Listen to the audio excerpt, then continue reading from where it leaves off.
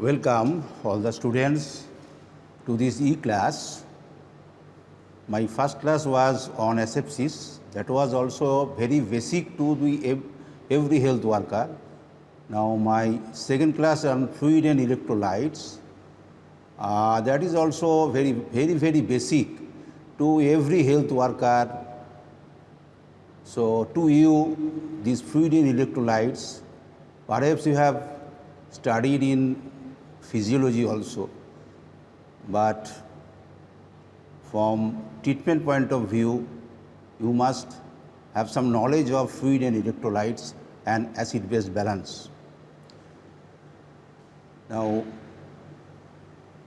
I shall show you some slides so that you can understand the changes in fluid and electrolytes. You can think over it and you will be able to treat the patients with some fluid and electrolyte imbalance.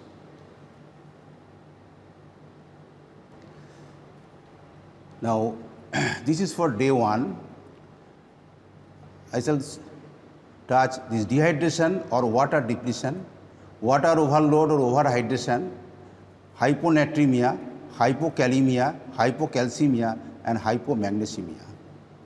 So, from your exam point of view, your dehydration is very important, your overload or overhydration is very important, then most important is hypokalaemia, hypocalcaemia, and to some extent hypomagnesemia.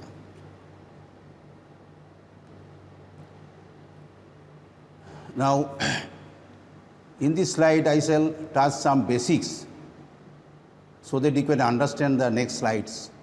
That is, control of homeostasis must be done. If there is changes in the homeostasis, this will be life-threatening conditions.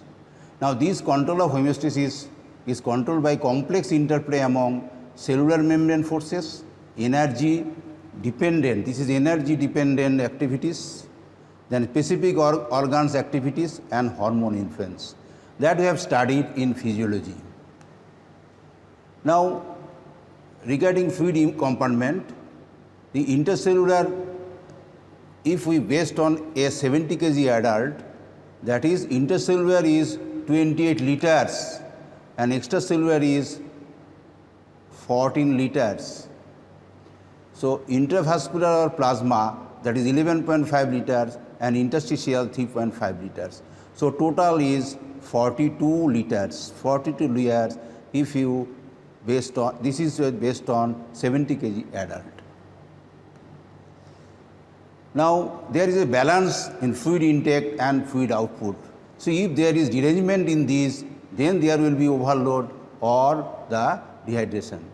Now, liquids 1200 intake, solids, from solids we get 1000, oxidation 300, total 2500. Output the same 2500.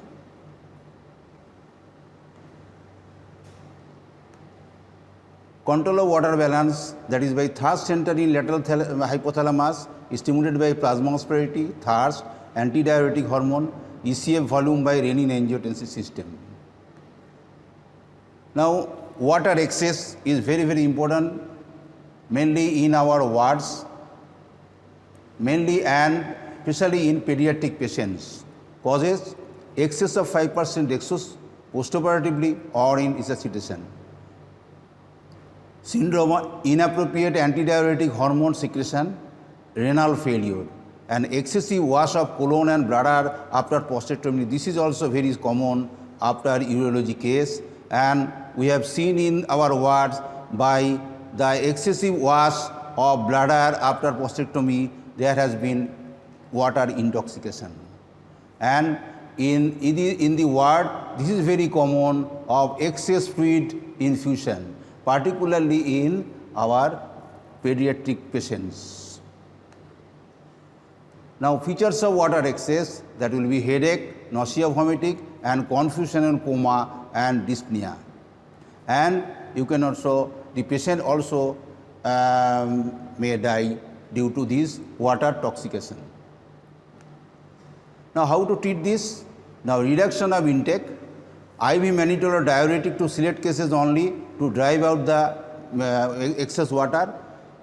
Now, in children, always use micro drip set for infusion in children to control fluid intake.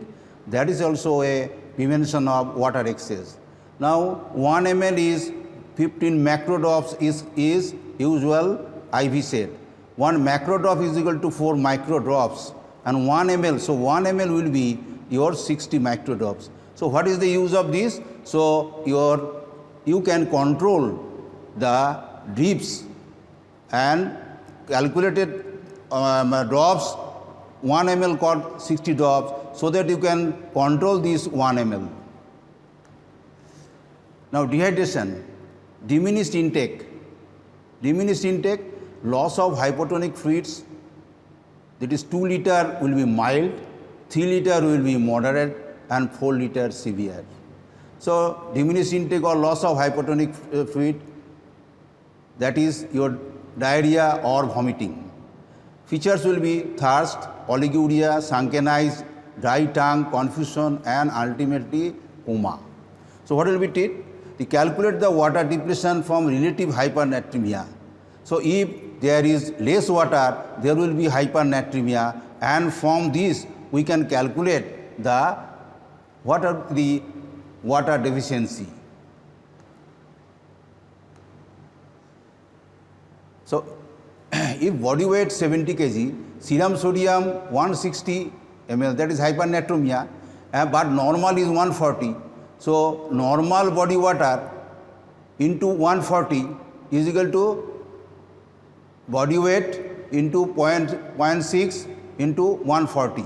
So, it will be 42 liter and 140 is equal to current body water into 160, that is the current sodium electrolyte. So, current body water will be this, deficit will be 42 minus 36, so 5.25 liter. It will be 500 ml is equal to 1 bottle, so this will require 10 bottles. So, each bottle 2.4 hourly, so 200 ml per hour. So, in this way you can calculate the deficit and you can infuse the water.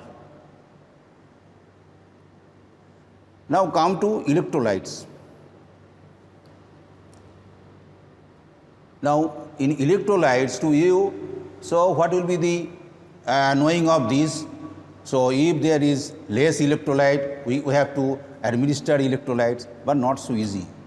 Now, when potassium will be less, when sodium will be less, when sodium will be more, when potassium will be more, when calcium will be more, you have to know. There has been, in simple way, I will touch these points. Now, within fluid compartment, cations and anions maintain electrical neutrality. Now, distribution of electrolytes are not same. To maintain electrical neutrality, negative plasma albumin requires more cations like sodium. Sodium abnormality affects mainly central nervous system. Now, mind that. If there is sodium abnormality, it will affect your brain. But potassium mainly affects the cardiovascular system and GI. So, features in sodium imbalance, there will be the nervous system. So, more or less the features are same. So, if sodium is less, then there will be edema of the cerebral neurons or cerebral edema. If there is sodium excess, then there will be draw water and there will be dehydration and the feature will be same. Similarly, potassium will affect mainly the CVS and then GI. Calcium and magnesium mainly affect the myoneural junctions. Calcium and magnesium mainly affect the myoneural junction. So, the various spasm, muscle cramps, etc. appear in these two CNS with this sodium Na, and with potassium your affected organ will be the CVS and GI. Next, if there is a upper GI loss in vomiting and fistula, there will be more sodium ion and chloride ion loss. If lower GI loss in the form of diarrhea and fistula, ileostomy, colostomy, there will be more potassium loss and magnesium loss and also the bicarbonate loss. Here hydrogen ion is the loss upper and here the bicarbonate loss is more. So again upper GI loss, there will be more sodium, more chloride, more hydrogen. In lower GI loss, there will be more potassium, more magnesium and more bicarbonate. Now electrolytes form about 7% of our body weight, so you should not neglect these electrolytes. Now if we study the electrolyte composition of GI secretions, then you can assess how much electrolytes will be lost at which fistula and where. Now come to the gastric juice, bile fistula and pancreatic fistula, ileostomy or SI, ileostomy and colostomy. Now if you see that sodium will be more lost in biliary fistula and to some extent in vomiting. Then ileostomy, it will be about 130 and pancreatic. So sodium loss will be more on biliary fistula, pancreatic fistula and ileostomy. Not so much in colon and your gastric juice. Now come to potassium. Now potassium loss will be less in gastric, less in bile, less in pancreatic, less in small intestine, but in colostomy or colon there will be more. So lower GI fistula there will be more potassium loss. Now come to chloride. Chloride will be most loss in stomach as HCl. So this will be more loss in gastric, then bile, then pancreatic and SI. Now come to bicarbonate. Bicarbonate is present in pancreatic juice and intestinal juice, so it will be more lost in pancreatic fistula and small gut fistula and to some extent in bile. Now hydrogen ion is mainly lost in gastric secretion, so in vomiting and gastric fistula. So common gastric volume is 1.5 liter, bile is 0.5 liter, pancreatic is 1 liter and SI in 1 liter. So this is the milliequivalent, the unit is milliequivalent. So in this way you can calculate, if you calculate the volume and then you can, with this formula, you can calculate how much sodium, potassium, chloride and bicarbonate has been lost. Now how to compensate that? So we have got commonly three fluids, that is normal saline, that is the DNase, dextrose and normal saline combination and lingual lactate. Now this supplies sodium, normal saline 153 milliequivalent liter, 153 and this is 13. Potassium, this two does not supply in potassium. Potassium is only supplied by your lingual lactate solution, and this chloride supplies the normal saline and DNase and also lingual lactate. But lingual lactate, the advantage of lingual lactate is other that it supplies your bicarbonate and bicarbonate. And DNase supplies about 50 gram of your glucose, that is from 1 liter of your DNase. So it supplies also in calorie But ringal lactate, if you require some bicarbonate or potassium, your selection will be your ringal lactate, not this normal saline or DNS. Now, what is the daily requirement? Daily requirement: sodium 6 to 15 gram, that is 100 to 250 milliequivalent per day. Potassium 1 to 1.5 milliequivalent per kg body weight, but 90% excreted by kidney. Calcium 1000 milligram per day orally, but only 200 milligram absorbed and excreted by kidney. They do their function and excreted. Magnesium. So in our student life, we are not really much about magnesium, but I will show that magnesium is gaining more importance nowadays in treatment of electrolytes. Magnesium 250 milliequivalent per day requirement, but one third is lost in stool and 2/3 excreted in urine. So if you take magnesium, they will do the function, and if it is more than level, so they will be excreted in stool and urine. Now, distribution of electrolytes, extracellular mainly the sodium, chloride and bicarbonate. So, extracellular electrolytes are these. Intercellular mainly potassium, magnesium, sulfate, phosphate and proteins. So, ECF and ICF, if you compare the sodium 140 but ICF only 12, potassium 4.5, then 160. So, how many times? Calcium only 5, nil. Intercellular calcium is nil. Magnesium 1.5, then it is intercellular 34 milliequivalent. Chloride 104. Chloride is also a extracellular electrolyte. Bicarbonate 24, but this will be 10. Phosphate 2, but it will be intercellular more. So these are what are the intercellular electrolytes and what are the extracellular electrolyte. Now, to say the importance of electrolyte, that is where the electrolyte is the drug mainly. So these are the problems where if you don't administer electrolytes, the patient may die.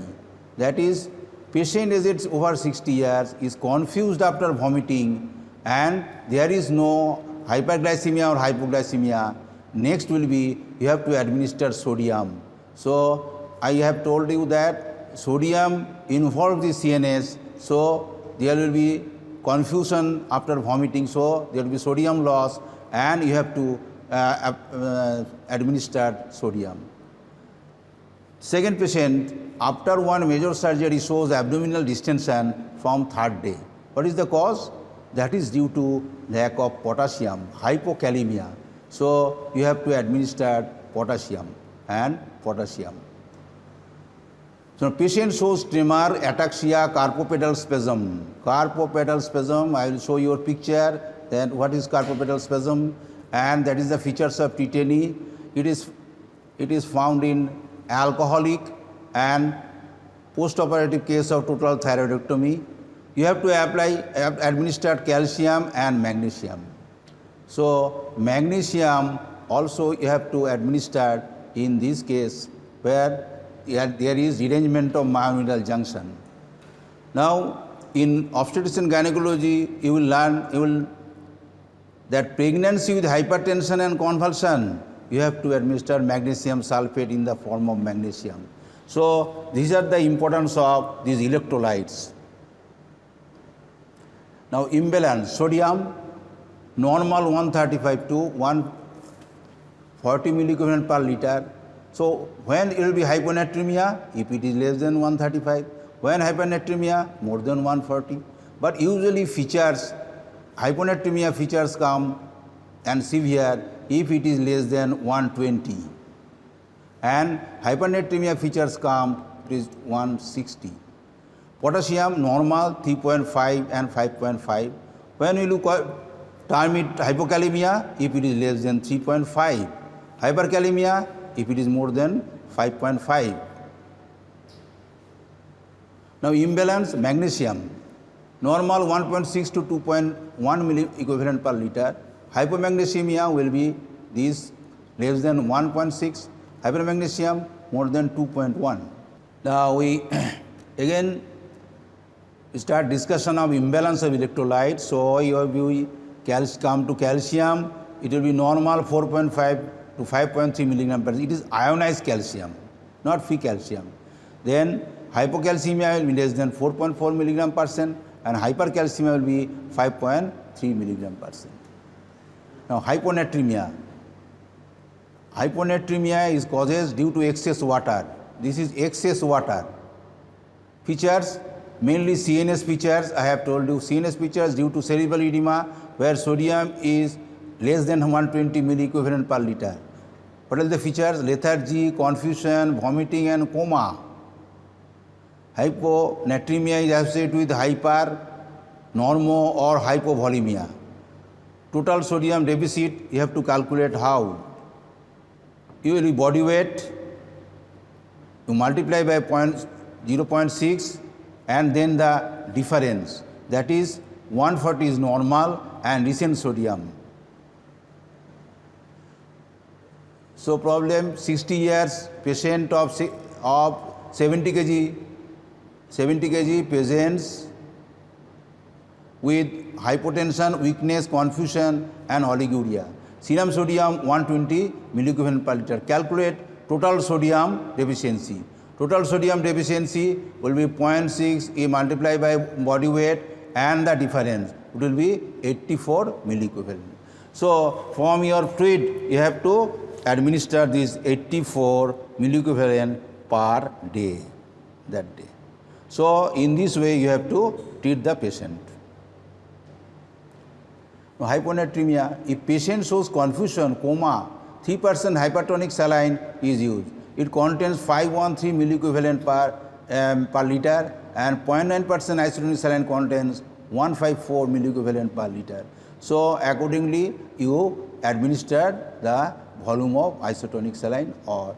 So commonly this 3% hypertension is not used. We use mainly this isotonic solution and you can calculate if you one bottle contains 500 ml. So if you administer 250 ml, it will be about 77 milliequivalent per liter. Now hypernatremia. So hyponatremia is common. The chronic hyponatremia is also nowadays common in old patients and you have to administer. We administer the salt. We advise that you have to take at least 6 grams of salt, table salt daily to treat this hyponatremia in old aged patient or elderly patients. Now we come to hypernatremia causes excess salt, excess water loss, reduced salt excretion, post-operative. So post-operative period, there is hypernatremia. So you usually don't administer sodium or normal saline, sodium much. After 24 hours, we administer sodium. And use of loop diuretics. Diuretics also your sodium. So what will be the clinical features?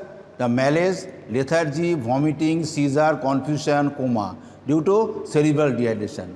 So all these features are due to CNS activity. Now treatment, restoring volume first by isotonic saline solution, then hypernatremia is corrected. So this hypernatremia is corrected by administering fluid. So by administration of 5% dextrose, this also supplied fluid. But first the administer isotonic saline and then, so you will ask, so there is sodium, so again I am administering sodium. So isotonic saline, the beauty is that it goes there, supplies the fluid and with sodium then it excretes to the kidney. So it is not deposited or enter into any cell and does not harm anything.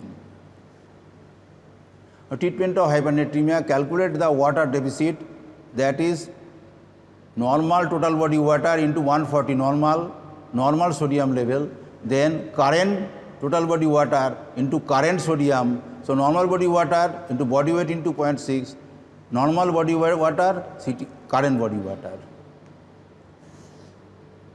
Hypokalaemia, this is very important and you must prepare it for your university exam also, and in several times this has been given in as short note. So in hypokalaemia I have written in just like a short note. Definition: hypokalaemia is a condition where serum potassium level is less than 3.5 milliequivalent per liter. Causes: postoperative there will be hypokalaemia. Due to vomiting there will be hypokalaemia. In diarrhea there will be potassium loss. In fistula there will be mainly in the lower intestinal fistula there will be more potassium loss, and the diuretic, that is in Lasix or furosemide, they divide the potassium, so there will be hypokalaemia.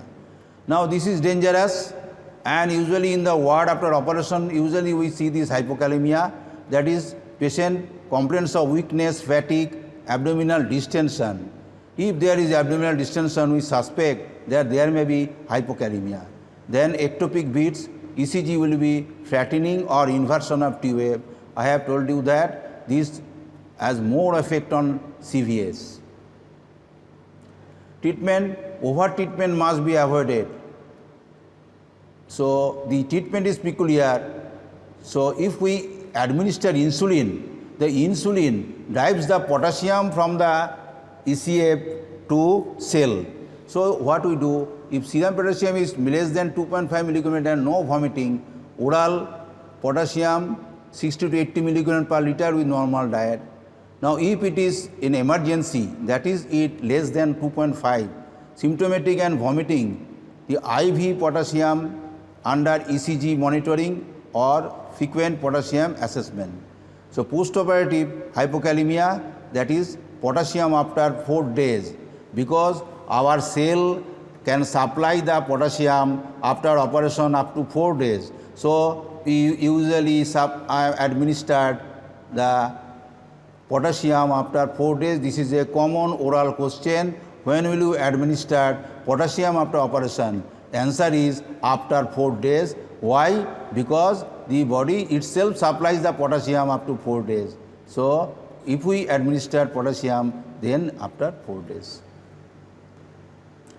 Then hyperkalaemia. Hyperkalaemia definition: when serum potassium level is more than 5.5. Causes: it is not, potassium is excreted through kidney. So if it is not excreted, then in CRF, that is the chronic renal failure, there will be rise of potassium level. And hemolysis, there is rise of potassium level. AC inhibitors, there is rise of potassium level. So what are the features? Then again the effect on heart, that is heart block, tachycardia and cardiac standstill. So if CRF, the potassium level is assessed daily. If it is more than 7 milliequivalent per liter, dialysis is occurred. So hemolysis means blood is hemolyzed RBC, and from cell potassium comes into the ECF. So there will be rise of potassium level. So danger is that is on the heart. There will be heart block and heart standstill. So treatment: if you administer calcium gluconate, so that is antagonize the effect on heart. So calcium has got some suppressive effect over the heart, and so immediately calcium gluconate, that is a formula of 10, that is 10% solution, 10 ml solution, and IV over 10 minutes. So 10, 10, 10. Hyperkalaemia treatment, again we treatment that if we administer insulin in 500 ml dextrose solution, how does this insulin helps? Insulin helps in entry of potassium into cell. So there will be fall of potassium level. So what we do, we have taken one bottle of 5% dextrose with the 10 units of insulin, and we infuse, then this will lower your potassium level. If this process does not help, then we can use the cation exchange resin. It is 100 gram as enema or 40 gram orally with sorbitol. If enema, 100 gram enema, so the advantage is it is slow, but it can remove the potassium from blood. Each gram can remove 0.5 to 1 milliequivalent of potassium. If potassium level is more than 7 milliequivalent, I have told you, that is hemodialysis. You have to be prepared for and send the patient for dialysis. So you have to assess daily the potassium level of any patient. Now hypomagnesemia. So nowadays this is a drug, and in some cases we use this hypomagnesemia, magnesium. Definition, what is the definition? When serum magnesium level is less than 1.6 milliequivalent per liter, it is a common electrolyte disorder in surgical patient now. Causes GI loss, upper 1 milliequivalent per liter, lower 15 milliequivalent per liter. Short bowel syndrome, if you resect the much of your gut, then the bowel will be short, and so magnesium cannot be absorbed, and there will be decreased absorption, and it lead to hypomagnesemia. So excessive urinary loss, and nowadays this is very common in alcoholic patients. If an behavioral changes, and we administer magnesium in the ward, and primary aldosteronism, diuretic aminoglycoside use, that is your gentamicin, genamicin. Now this is very common alcohol. This alcohol helps in the excretion or more excretion of magnesium through urine, so there will be hypomagnesemia. Features: neuromuscular manifestation, excitation, tremor, behavioral change, muscle cramps, twitching, tetany, carpal spasm. ECG, prolongation of QT interval, ventricular tachycardia. So there will be behavioral changes, muscle cramps and twitchings, and tetany and carpo spasm. I will show you the picture in hypocalcaemia. Hypomagnesemia treatment: magnesium infusion 8 to 10 milliequivalent over 10 minutes, followed by 48 milliequivalent per day. This is the treatment. There is ample is available magnesium chloride. Oral magnesium supplementation tablet of 300 milligram. Foods: dark chocolate, nuts, seeds, fatty fish, rice bran, spinach, almond, banana, also called magnesium. Now hypermagnesium definition: when serum magnesium level is more than 2.1 milliequivalent per liter. Causes: intake of antacids. Magnesium trisilicate, not used nowadays. Chronic renal failure, magnesium is not excreted, Addison's disease. Features: that is again myoneural suppression, muscle weakness, drowsiness, bradycardia, loss of tendon reflex, apnea. ECG, increased PR interval, wide QRS, and elevated tail. So this is all the abnormalities of the myoneural junction. Treatment: calcium infusion. Why calcium? It will antagonize the magnesium effect on heart. So this is calcium and magnesium. Dialysis immediate if CRF, saline diuresis if renal function is normal.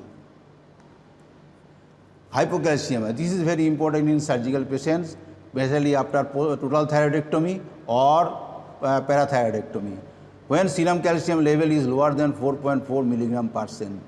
After parathyroid surgery or thyroid surgery, acute pancreatitis. Why acute pancreatitis? In acute pancreatitis, lipases comes into the tissues.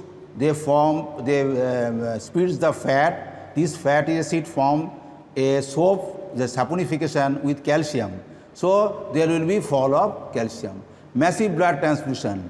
Massive blood transfusion causes three fluid electrolyte balance, that is hypokalaemia, hypocalcaemia, alkalosis. Why? Hypokalaemia means there is the stored blood, so many RBCs are destroyed, potassium comes into blood plasma, and so there will be rise of potassium level. Why hypocalcaemia? This contains the citrate. When you administer into your body, this citrate will form the calcium citrate, so there will be fall of calcium. And also this blood contains the lactate, citrate will be changed into lactate, and this will be form the alkyl. Citrate will form the bicarbonate. Now magnesium deficiency. So magnesium and calcium deficiency goes side by side, but because magnesium stimulates the parathyroid for formation of calcium. So if there is hypocalcemia, if magnesium deficiency, there will be hypocalcemia. If there is magnesium deficiency, there will be hypocalcemia. So prolonged urination. Features: tetany with carpopedal spasm, that is your hand and foot, there will be spasm. Vostex and Tussow sign you will learn later on. Mental changes, laryngeal stridor, and there may be convulsion. This is life-threatening condition. So this is the carpopedal spasm, and this is the carpal, this is carpal, this is pedal, this is foot. Foot, this is the spasm in foot, this is the classical. If upper abdominal pain, if a patient comes with upper abdominal pain and you suspect the acute pancreatitis, then sudden patient complains that see doctor, my hands, and if you see this spasm, that is hypocalcemia. You have to administer the calcium immediately. ECG prolongation of QT interval and inversion. Treatment if symptomatic, IV calcium gluconate, that is 10 rule of 10, 10%, 10 ml, 10 minutes. Then calcium infusion 1 milligram per kg per hour. When calcium level corrected, oral calcium 1 gram per day. Hyperkalaemia. So surprisingly, in medical disease, hyperkalaemia is more common than hypokalaemia. Hyperkalaemia, when serum calcium level is higher than 5.3 milligram per cent, causes hyperparathyroidism, cancer, that is paraneoplastic syndrome. You will learn in pathology. Some cancers secrete the PTH, that is the parathormone, that is the carcinoma lung, carcinoma kidney, and so there will be hyperkalaemia. Now Paget's disease of bone, that is excessive bone resorption, so there will be more rise of calcium. Pheochromocytoma and hyperthyroidism and thiazide diuretics. Features: neurological, CVS and GI features. Neurological: lethargy, stupor, coma, CVS arrhythmia, GI anorexia, hyperacidity, acute pancreatitis. Calcium can initiate the acute pancreatitis and constipation. Urinary polyuria. Treatment: if calcium is more than 6.5% milligram per cent, immediate saline diuresis. If you administer saline, there will be diuresis and calcium will be excreted through kidney with 4.6 liter of NaCl and fusamide.